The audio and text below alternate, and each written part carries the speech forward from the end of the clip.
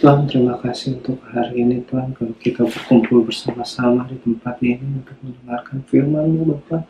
Kiranya Tuhan berkati hamba-Mu, urapi hamba-Mu, pakai hamba-Mu ini Bapa, untuk memberitahukan kebenaran firman pada pagi hari ini Tuhan.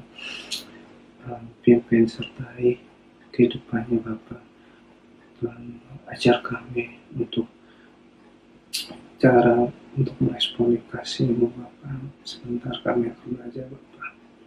Tuhan berkati dimanapun kami berada dan tutup fokus kami hanya dalam Yesus Kristus. Haleluya. Amin. Shalom saudara-saudara yang kasih Tuhan. Pada pagi hari ini ada begitu banyak kejadian-kejadian yang luar biasa dalam kehidupan kita seminggu kemarin, dan kita akan menenungkan kebenaran firman pada hari ini. Sebelum itu kami mengucapkan terima kasih kepada Tuhan Yesus dan kepada Pak Pin selaku dosen numetik atas kesempatannya untuk memberikan suatu khotbah pada hari ini. Walaupun kami begitu banyak masalah terhadap virus, kita tidak bisa berkumpul bersama-sama, dan saya akan memberikan suatu khotbah hari ini, yaitu pelajari meresponi kasih Allah. Meresponi kasih Allah, kita harus mengetahui kasih yang nyata dari Allah tersendiri. Kasih Allah yang tersendiri yaitu ketika Ia datang ke dunia, Dia menjumpai manusia dengan serendah-rendahnya. Kita juga belajar oleh kebenaran firman Tuhan hari ini. Kita ambil tokoh dari Zakheus. Mari kita baca kitab kita di Lukas 19 ayat 1-3. Ayat pertama, Yesus masuk ke kota Yeriko dan berjalan terus melintasi kota itu. Di situ ada seorang bernama Zakheus, kepala pemungut cukai, dan ia seorang yang kaya. Ia berusaha untuk melihat orang apakah Yesus itu, tapi ia tidak berhasil karena banyak orang, sebab badannya pendek.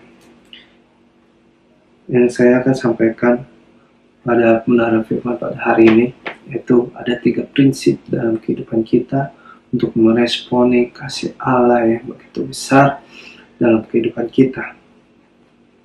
Yang pertama, mengorbankan waktu, korban harga diri, korban kedagingan. Kita bisa belajar dari prinsip yang pertama, korban waktu. Kita tahu Zakheus bukan seorang pemungut cukai yang mempunyai kesibukan yang luar biasa. Dia mengorbankan waktunya ketika ia mengetahui Yesus sedang menelusuri jalan Yeriko. Tetapi Zakheus tidak menunda hal-hal tersebut dalam kehidupannya, sehingga ia ingin mencari tahu seperti hal-hal orang lain, ingin penasaran akan kedatangan Yesus di dunia, sehingga ia penasaran. Begitu banyak dalam kehidupan kita, kadang kita lupa mengorbankan waktu kita dalam kesibukan kita untuk menyembah Dia, dalam merenungkan kebaikannya, betapa kasihnya yang begitu hebat menolong kita dalam kehidupan kita sehari-hari. Dalam analogi kita, gak pernah terbayangkan kehidupan kita ini Tuhan yang tuntun. Tapi kiranya saudara-saudara di tempat kamu berada tetap selalu mengandalkan Tuhan dalam keadaan apapun. Tetap berserah pada Tuhan, tetap berdoa walaupun sebentar. Itu udah menghargai waktu Tuhan kedatangannya. Dalam kisah Yakob juga banyak mengeluarkan waktu ia untuk harus bekerja untuk mendapatkan Lea.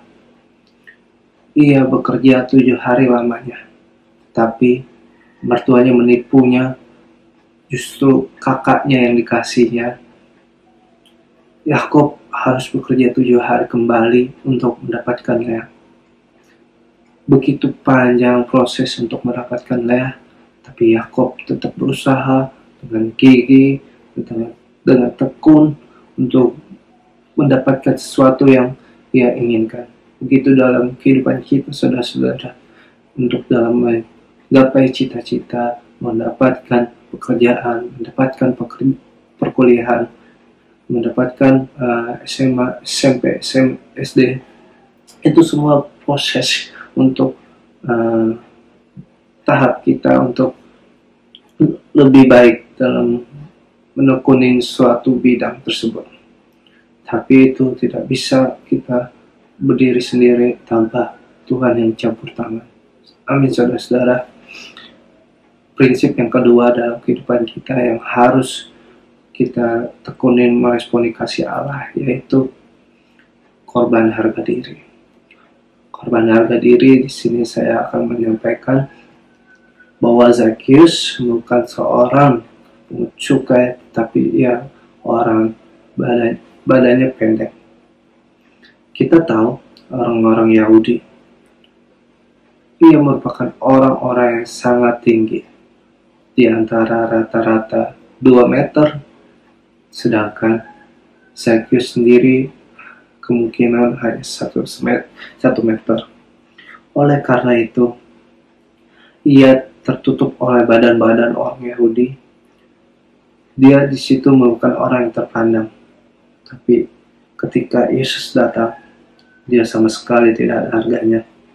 Sehingga ia memberanikan diri untuk memanjat pohon ara pada saat itu.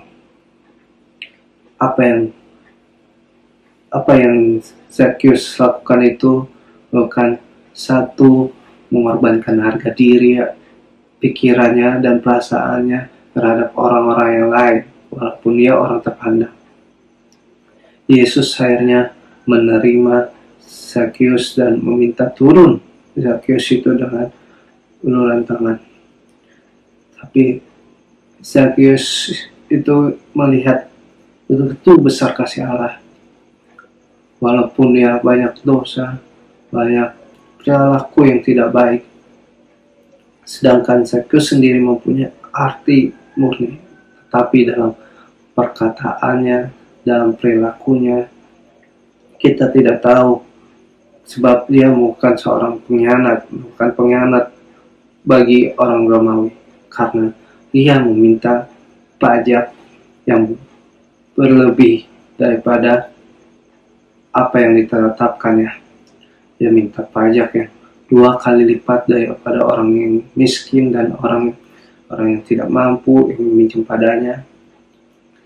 Tapi Yesus dengan tulusnya dia mengatakan, turunlah anak, turun. Sehingga Zakheus meresponi kasih Allah tersebut. Kita kadang harus menghargai saudara-saudara sekalian, karena meresponi korban harga diri itu sangatlah susah dalam kehidupan kita, karena kita harus mempunyai hati ketaatan kepada Yesus sepenuhnya, berserah kepadanya. Seringkali kita lupa dengan kehidupan kita untuk datang berserah kepada Tuhan, menyembah Dia. Di pagi hari ini saya mengajak saudara-saudara untuk tetap berserah kepada Tuhan, untuk mengingat kebaikan Tuhan pada hari-hari ini, Bapak. Oleh karena itu, untuk mengikut sebagai murid-murid Yesus yang percaya, kita harus mempunyai pertobatan, pemulihan yang luar biasa khusus dari Tuhan.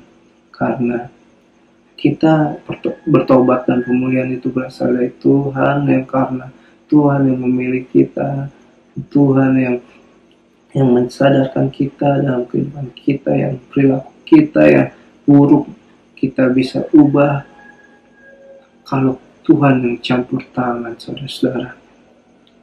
Karena sifat tanda sebagai murid Tuhan itu mempunyai harga diri yang wibawa.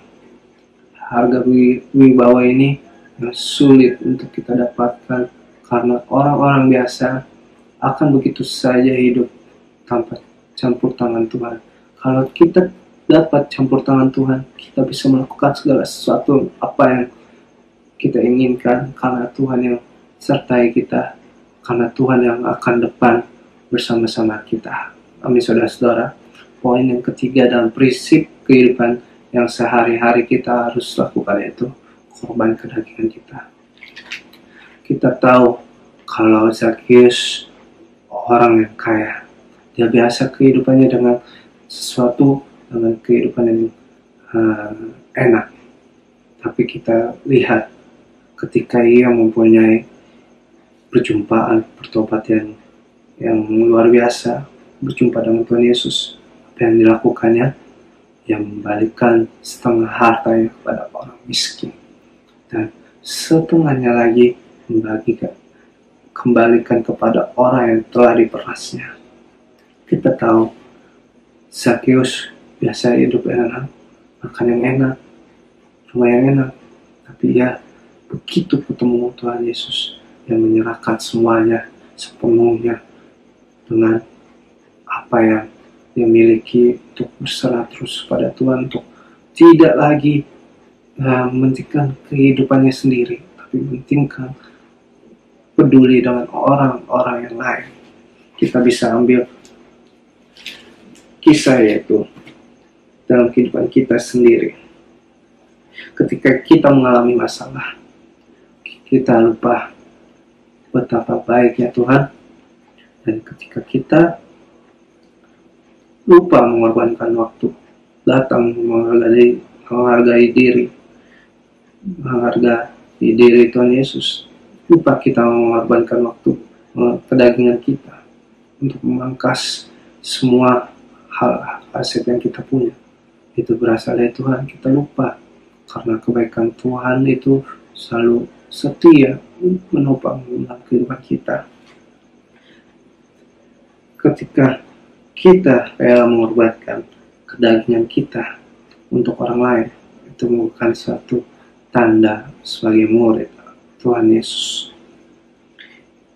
Ia lebih kekurangan daripada kita. Apakah kita melihat sesuatu itu tidak membantunya? Ada kisah dari kehidupan kita sehari-hari. Saya mendapatkan uang 100.000. Ketika saya mendapatkan teman saya sedang lapar, apa respon kita terhadap teman kita? Ketika itu respon saya itu membelikan nasi goreng terhadap teman saya, dan saya waktu itu juga lapar, tapi saya menahan lapar itu karena saya tahu teman saya lebih mementingkan teman saya, karena teman saya juga mengalami kelaparan pada saat itu. Kita tidak bisa hidup sendiri, teman-teman. Ada kalanya nanti kita lebih susah, teman yang kita bantu itu akan menolong kita. Jadi saudara-saudara, dalam meresponi kasih Allah dalam khotbah ini, kita harus mengorbankan waktu, mengorbankan harga diri, berserah pada Tuhan, mengorbankan segala kedagingan kita untuk dalam kehidupan kita, mengorbankan waktu yang terutama itu harus, karena ketika kita mengorbankan waktu, itu tanda kita tiap hari berserah pada Tuhan. Ketika kita mengorbankan harga diri, mementingkan satu pangkat maupun kekayaan kita, suatu pangkat, harga diri, kalau kita udah sukses, kita lupa dengan Tuhan, itu tidak bisa, karena Tuhan yang menolong. Yang ketiga itu kadang kita lupa orang yang samping kiri kanan kita, padahal kita mencukupkan, kita lupa akan dia. Kiranya dalam kebenaran firman ini saudara-saudara bisa mengambil hikmat dalam kehidupan kita untuk lebih baik, untuk memperhatikan, mempedulikan sesama, terlebih dengan Tuhan. Demikian kebenaran firman pada hari ini. Mari kita berdoa. Tuhan, terima kasih untuk kebenaran firman-Mu pada pagi hari ini, Tuhan. Kiranya Tuhan membukakan dan membuka sebuah hati kita ini yang tertutup ini untuk terbuka untuk meresponi kasih-Mu, Bapa. Engkau sungguh baik, Bapa. Terima kasih, Tuhan. Terima kasih, Yesus. Terima kasih. Kiranya Tuhan, sehabis ini kita bisa mengaplikasikannya dalam kehidupan kita sehari-hari. Hanya Yesus Kristus. Haleluya. Amin. Shalom.